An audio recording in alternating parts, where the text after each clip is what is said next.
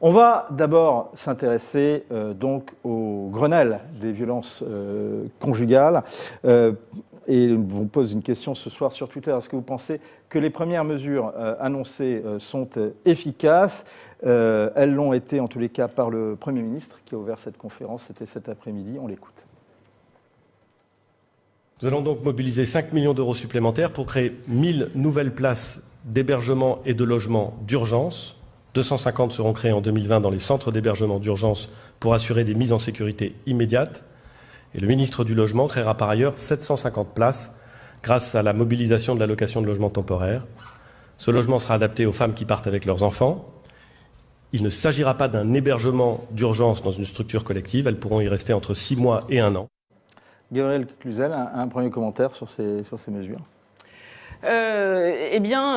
Tout d'abord, je suis frappée de façon générale par la place que prend ce Grenelle et je voudrais dire en préalable qu'il ne faudrait pas croire malgré tout que l'immense majorité des femmes souffrent de violences conjugales. Évidemment, ces 100 femmes dont il est question ici, ce sont toutes des drames individuels, mais néanmoins, à une époque d'archipélisation, si j'ose ce néologisme, comme dirait Fourquet, ou de morcellement de la société, il serait regrettable de monter les hommes contre les femmes et d'essentialiser les hommes en bourreaux et les femmes en victimes. Voilà ce que je souhaitais malgré tout dire en préalable.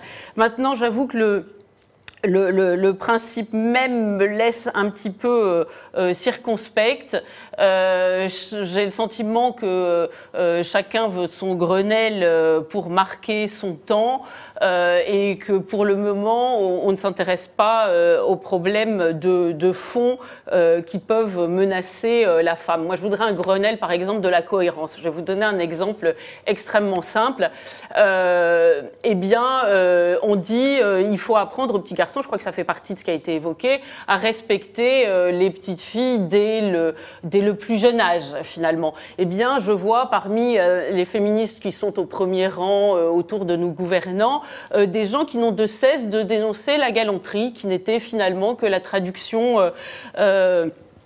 occidentale de de ce respect pour les femmes, apprendre aux petits garçons qu'on ne frappe les filles qu'avec même pas avec des roses. Eh bien, c'était les premiers pas de cela. Donc c'est une première incohérence que je trouve là. J'en vois encore bien d'autres. Je vais en citer une deuxième et je m'arrêterai là.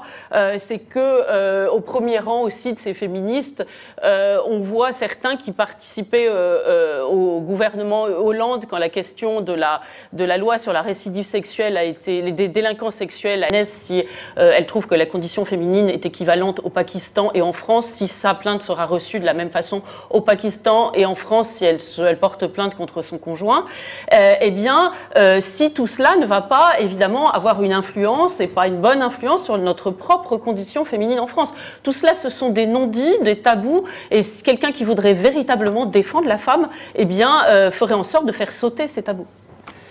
Oui, pour rebondir sur ce qui vient d'être dit et ce que je trouve important, il faut noter que dans un certain nombre de pays d'Europe occidentale, on a vu les législations, la jurisprudence évoluer sur ce point. On a vu des juges accepter l'idée que certains criminels ou offensants devraient bénéficier d'une clémence particulière parce que dans leur culture, le regard sur la femme est différent d'une autre. C'est une dérive qu'il faut absolument empêcher à tout prix, évidemment. On ne peut pas avoir une justice à plusieurs étages en fonction de la culture d'origine des prévenus.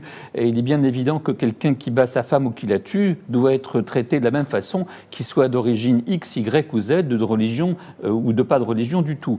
Or, je remarque qu'en Grande-Bretagne ou en Suède, par exemple, on a vu certains jugements influencés par cette affaire, certains avocats brandir le fait que mon client, dans son pays, a l'habitude de battre sa femme et qui pourrait bien le faire aussi en Suède. C'est évidemment absolument inacceptable. Et en Suisse, ça se passerait comment, ça ?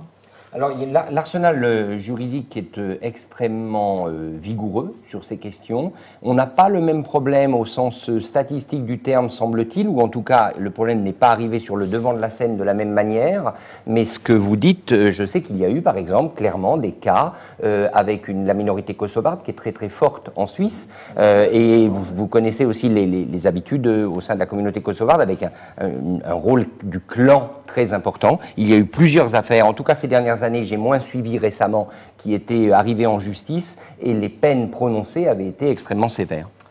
Une toute dernière question, un tout dernier point sur ça. Ce soir, Jean Leonetti, Alexis, dit aux membres de son parti de s'emparer de ces sujets sur la lutte contre les violences conjugales, d'être plus allant. Vous parlez de quel parti? Des Républicains. Ah oui, il y a beaucoup de sujets dont ils pourraient s'emparer. Pour l'instant, il faut déjà qu'ils se trouvent un patron. Après, ils verront ce qu'ils peuvent faire. Ils disent, oui, bien sûr, il a raison. Ben oui, c'est la vie des gens. Et puis, c'est quand même des souffrances terribles. Enfin, les femmes battues, violentées, faut pas. Bon, donc oui, il faut en faire quelque chose. Après, on ne résoudra pas non plus en claquant des doigts. Enfin, voilà, il y a toujours eu des. Enfin, il ne faut pas s'en contenter ni s'en satisfaire ni dire qu'il n'y a rien à faire. Mais on ne va pas supprimer avec 3 mesures législatives les infanticides, les parricides, les féminicides, bon,